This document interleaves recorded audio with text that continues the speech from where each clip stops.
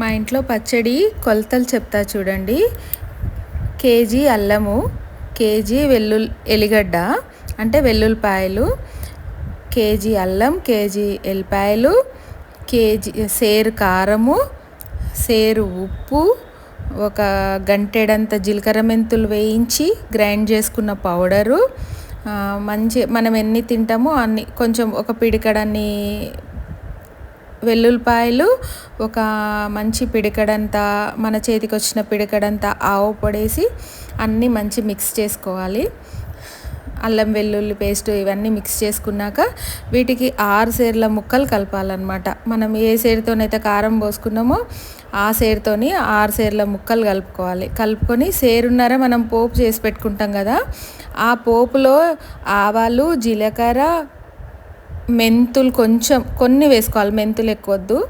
ఒక కేజీన్నర నూనెకి 1 tea glass ఆవాలు, 1 tea glass జీలకర్ర, ఒక హాఫ్ గ్లాస్ మెంతులు పడతాయి, ఇంకా 1 గ్లాసు మిరపగింజలు మంచి ఫ్రై అయ్యి అందులో ఆ నూనె చల్లగా అయినాక ఈ అల్లం చట్నీలో ఈ కొంచెం గోరువెచ్చగా ఉన్నప్పుడు ఈ అల్లం వెల్లుల్లి పేస్ట్ అందులో వేయాలన్నమాట. వేసి ఇప్పుడు అక్కయ్య చూపించింది కదా అట్లా కలుపుకోవాలన్నమాట. అందులో కారం, ఉప్పు, జీలకర్ర మెంతుల పొడి, ఆవు పొడి, ముక్కలు అన్నీ కలుపుకొని జాడీలోకి ఎత్తుకోవాలన్నమాట. కొన్ని మనకి ఇష్టం ఉంటే జీడి వెళ్తుంది కదా పీస్లో, అది మంచి పొట్టు తీసి కడిగి నూనె వేసి ఫ్రై చేసి చల్లగా అయినాక అవి కూడా కొన్ని కలుపుకుంటే టేస్ట్ బాగుంటుంది. ఆవ చట్నీ ఏమో సేరు ఆవ పొడి, సేరు ఎండు కారము, సేరు ఆవ పొడి, సేరు కారం, సేరు ఉప్పు, గంటెడంత జీలకర్ర మెంతుల పొడి, ఒక 2 స్పూన్స్ పసుపు కలిపి ఇన్ని పిడికెడ ఎల్లిపాయలు వేసి ఒక సేరు నూనె వేయాలి. కానీ ఇప్పుడు కొంచెం ఎక్కువ పడుతుంది, ఇంకో పావు సేరు ఎక్కువ వేయాలి. పోసి 6 సేరుకు 6 సేర్ల ముక్కలు కొలత, మళ్ళీ 6 సేర్ల ముక్కలు కలపాలి. ఒకవేళ మేము సేరు పెట్టుకోము అంటే ఒక పెద్ద గ్లాసు ఉంటుంది కదా, సేమ్ పెద్ద గ్లాస్ కారం, పెద్ద గ్లాసు ఉప్పు, పెద్ద గ్లాసు ఆవు పొడి, 6 గ్లాసుల ముక్కలు, గ్లాసున్నర నూనె ఇట్లా కలుపుకోవచ్చు అన్నమాట.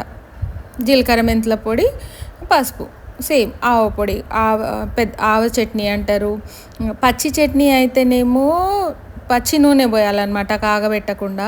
పోయిరింపు నూనెది కావాలి అంటేనేమో పోపు, ఇందాక నేను చెప్పిన కదా పోపు అల్లం చట్నీకి, అట్లా పోపు చేసుకోవాలి. చల్లగా అయినాక ఇందులో కలుపుకోవాలి.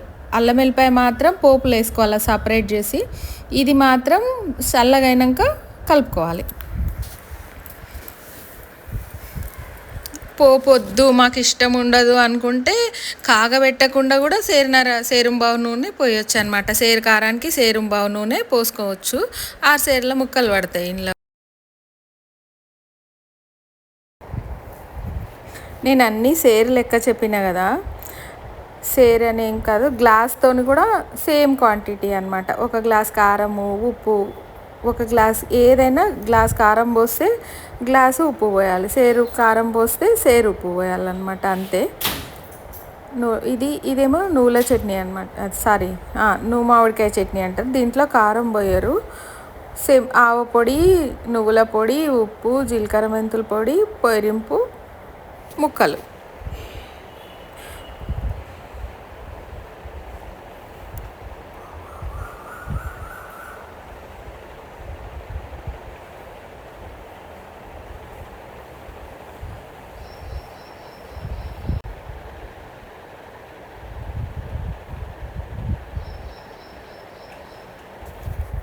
మొత్తం జాడీలలో డబ్బాలలో పెట్టినాక మొత్తం క్లీన్గా తుడిచి వాటికి గంధం పెట్టి పసుపు కుంకుమ బొట్లు పెట్టి మంచి బట్ట కట్టుకోవాలి.